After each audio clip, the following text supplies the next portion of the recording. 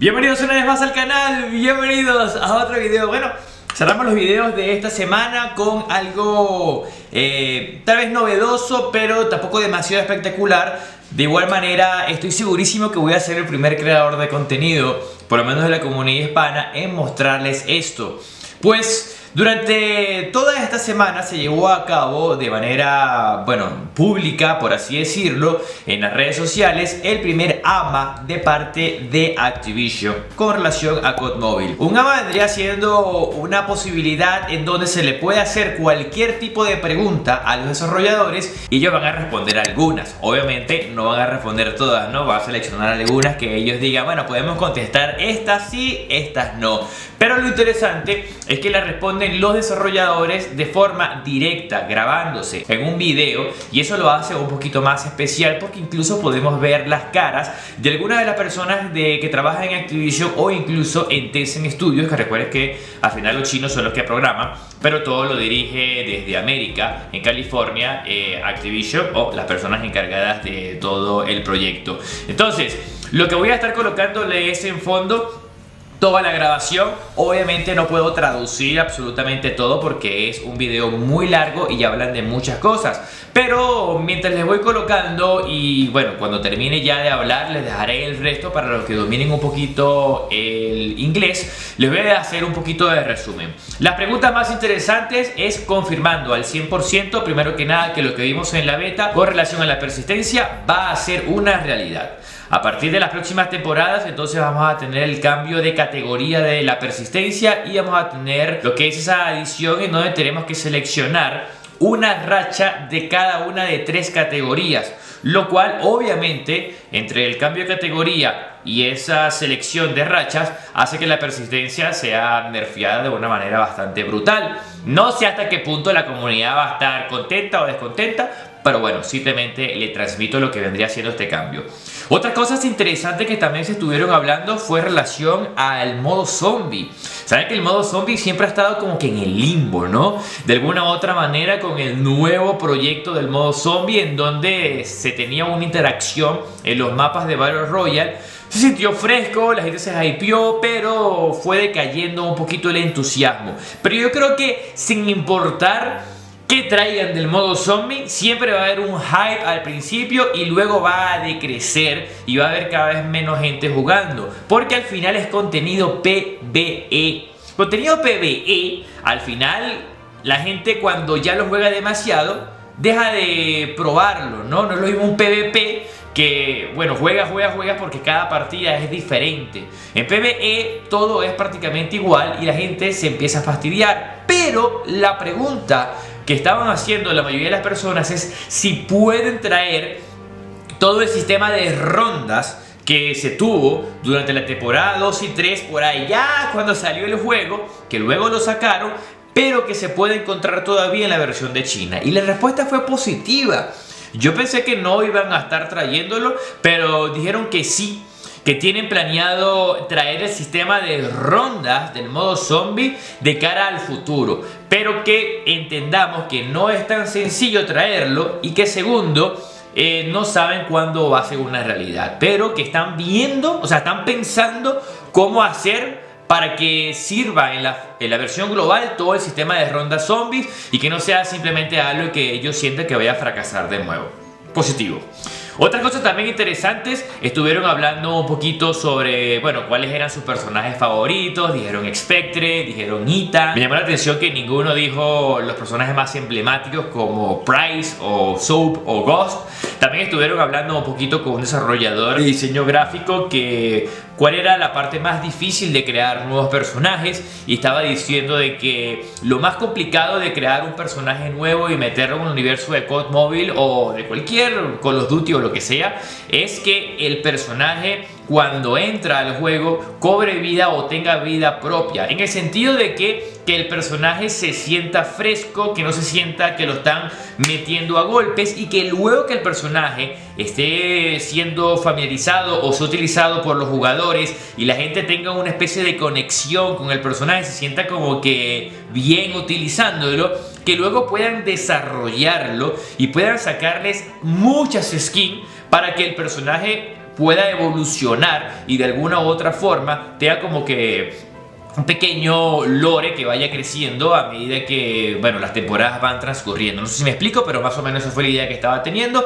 Y que lo que más fácil, bueno, para él no había realmente nada fácil en líneas generales para diseñar un personaje, pero que le gustaba muchísimo cuando la comunidad se sentía alegre al utilizar personajes nuevos, y que uno de sus personajes favoritos incluso diseñando fue el Gunzo o otra cosa también bastante importante e interesante. Hicieron una pregunta con relación al futuro del juego en cuanto al Battle Royale, y no me gustó mucho la respuesta. Dijeron que ellos lo que sienten es que los jugadores lo que están buscando es que la interacción dentro de los mapas cambie, en el sentido de que para él, para ese desarrollador que está contestando la pregunta, o sea, las personas que juegan Battle Royale lo que quieren es que en unas partidas, en Isolate o en Blackout o lo que sea, la interacción sea distinta, o que tengamos interacciones dentro de los mapas nuevas, frescas, para salir de la monotonía. Pero que ellos realmente lo que tenían planeado de cara al futuro era simplemente traer contenido que estuviese relacionado a eventos, o sea, eventos festivos, dijo.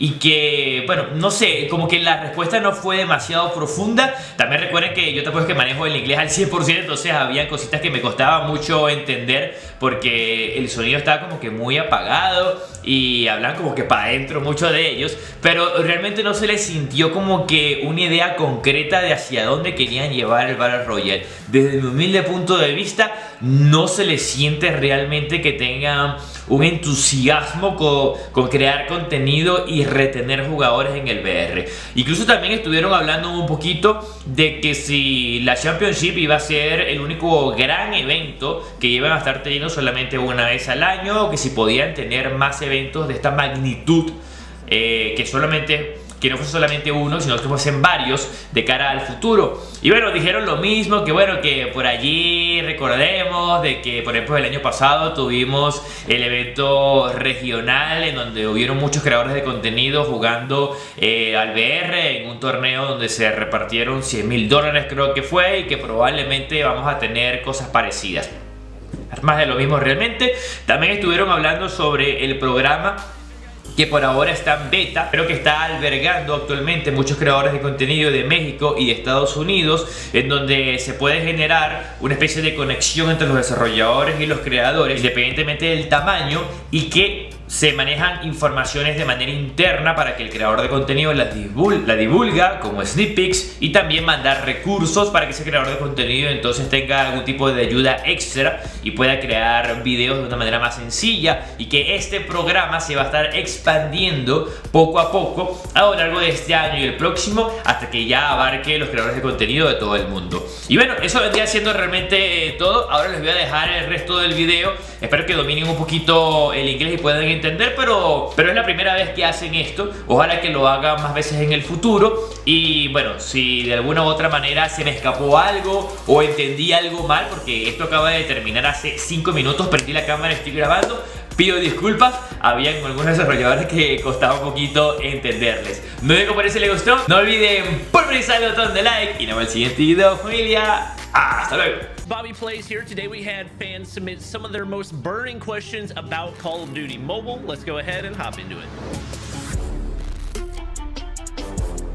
Let's The first go! question you guys asked was, will you remove persistence? Let's see what they had to say. We're not removing persistence just yet, but we are making some pretty significant changes to it very soon. For starters, while you'll still be able to keep your score streak progression after death, you'll now need to choose 3 specific score streaks to apply persistence to. All score streaks will be placed into one of 3 different scoring buckets: low, medium, and high.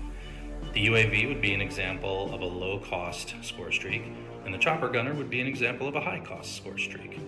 We're also changing persistence from being a red category perk to a blue category perk. Next up, will there ever be more major tournaments in COD Mobile outside of just one per year?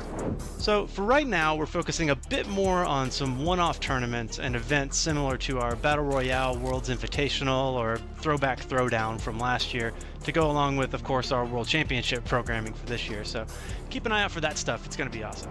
Next thing you asked was, what are some updates and features that COD Mobile content creators can look forward to in the future? I like this one.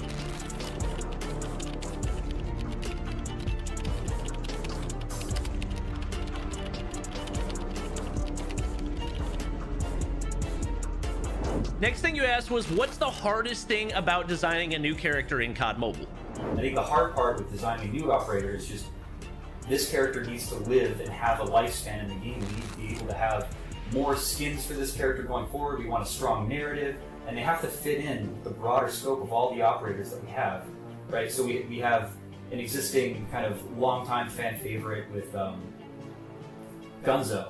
Gunzo's got a plethora of skins. He's one of my favorite character designs and operators in the game. Super fun to work with, but we can't have just like a multitude of clown type characters, right? So we think about how does this character fit into what is their hook? What is interesting about them in particular? We write a narrative about them. We think about the story and who they are, and get details about their personality. And, what faction are they aligned with, and how can they fit in with the narrative that we're trying to tell? Can we write them into the comic narrative that we're trying to tell? How can we, tell a story, a grander story for this character's evolution? For example, like Templar. As far as the easiest part about designing new operators, I would say there really isn't an easy part about it. I think the easiest part is once we've watched the operator, to be honest, and we can see the fans' reaction to it, and it's just amazing to see how. What fans do and their reaction to something that we spend so much time and thought and effort put into it, over the span of like 8 months, and then we watch this content and it's out in the wild, and we get to see everyone's reaction to it, and that's probably the easiest part of the job, is just seeing how it performs and how people react to it. The positive reactions is great. Next, you guys asked, what's your favorite operator in the game? Favorite operator in the game, I'm gonna go with Spectre. My favorite operator is Helen Park's Glam skin. She's been my favorite operator since she came out in Black Ops Cold War, and I was super excited when we finally added her to COD M. I like all of our unique to Call of Duty mobile operators the best, but my favorite of these has to be Ether. My favorite operator is Snoop Dogg. Snoop Dizzle, reporting for duty. Next up, you guys asked, what's your approach when it comes to balance changes for different guns and perks in the game? And with the new signature attachments, what's the thought process behind adding them, and can we look forward to more in the future seasons? When evaluating the strength of a gun, we not only look at the pick rate and the KD ratio, but also have more detailed data such as headshot rates, KD ratio at different distances, to assist us in making decisions in all aspects. So when doing the analysis, we will look at the performance of the gun in each mode, which is of course a challenge. We may strengthen some very weak gun in hardpoint, which leads to this gun being too powerful in search and destroy and frontline modes. For BR players, Call of Duty Mobile has really taken their game up to stage 2 over the past year. What are some big changes that we can look forward to in the next year for Call of Duty Mobile BR? What we hear the most from our BR players when we talk to them about what they'd like to see is more variety in the gameplay that takes place on the map. And so what we're doing is looking to pair our new BR content with major holidays or our Battle Pass season themes. Hi CODM dev team, I have 2 questions that relate to zombies. First question is, will we get round-based zombies maps like we had a few seasons ago with Shinonuma? And secondly, would it be possible to add Takio's voice? I know Tom Kane was forced into an early retirement, but would he be okay with synthesizing his voice for use in the game? It feels off having Dempsey, Richtofen, and Nikolai, but not having Takio. Thanks! I know we have a lot of hardcore zombies fans out there. We are looking at bringing the classic version of zombies back to our game, the version that's currently live in the version in China. It's not quite as simple as just flipping a switch. It is a lot more complex than that, but it is something that we're looking at. As far as Takeo's voice, we don't have any plans right now to bring those characters back into the game, but that is a really interesting idea about synthesizing his voice. Guns and weapons are always getting buffed and nerfed. How do you guys decide how much a weapon needs to get buffed or nerfed, or even whether it needs to happen at all? The core goal of our gun balance is to have more guns on the field. So you can see that while we continue to design new guns, we are also continuing to buff old ones, and the number of enhancements are gradually increasing. We want a player to use their favorite weapons without getting frustrated by the gaps between guns. Since our goal is to get more weapons on the field, pick rate, is a key indicator. Makes sense. Greetings, dev team. My question is, what are the game's future plans to maintain stable competition for Call of Duty Mobile with so many new games entering the competition this year? Bye, and convey my greetings to Ghost. That's a big question. The mobile shooter market grows bigger every year, and it's important for us to continue to look at what makes our game fun and fair. And I think that means looking at the specific needs of our various player groups within the game. That meaning multiplayer, battle royale, and ranked. For multiplayer, I think that's going to look like an increased focus on weapon balancing and trying new modes to keep the experience fresh. We were really excited to see the early positive reception of Ground War, and we look forward to improving it even more in the future. For Battle Royale, I think that means you'll continue to see new and thematic gameplay that evolves the BR experience overall. Sometimes that'll be tied to our Battle Pass season themes, and sometimes that'll be tied to major holidays. So are you guys considering plans to optimize the game's storage size by maybe adjusting some of the file sizes for different characters and weapons? So this is something we are looking to add some new features to try to optimize the content that is on the device, to try to sort of reduce the size of the footprint. But the best thing that you can do here is to look in the download manager, because there are lots of tools in there where you can delete content that you're not using to reduce the amount of space that the game is taking up on your phone. And that's really the best options that we have right now for players to take advantage of. What exactly is your guys' dev team experience on a day-to-day basis? How does the dev team come up with ideas about the game and then make it happen in the game? So on a day-to-day basis, I usually start off in the morning. I come in and I look at how the game's been performing over the last day. And then, I also like to spend some time during the day going and reading comments from players that I see online, whether it's like on Reddit or reviews, to try to get a sense of what it is that our players are looking for and any issues that they're currently having, to make sure that we get those on our roadmap. And then at the end of the day, we usually end up having calls with the development team at TiMi in China, since it'll be the start of their day right at the end of our day, to make sure that we're all in sync about what it is we're trying to accomplish further down the road. When it comes to due season, generally the team will come up with system things first, because we believe having a strong theme that can kick off a new season can bring some new visual elements, like our current Red Coat Raid season. The key visual is very called for, which is a little different from what we usually do. And also we extend the theme elements to make the gameplay experience to the game. Once we have some solid theme ideas, we will run player surveys because we like to hear feedback from players all over the world. After we locked the design, the engineers will do the magic and make it work in the game.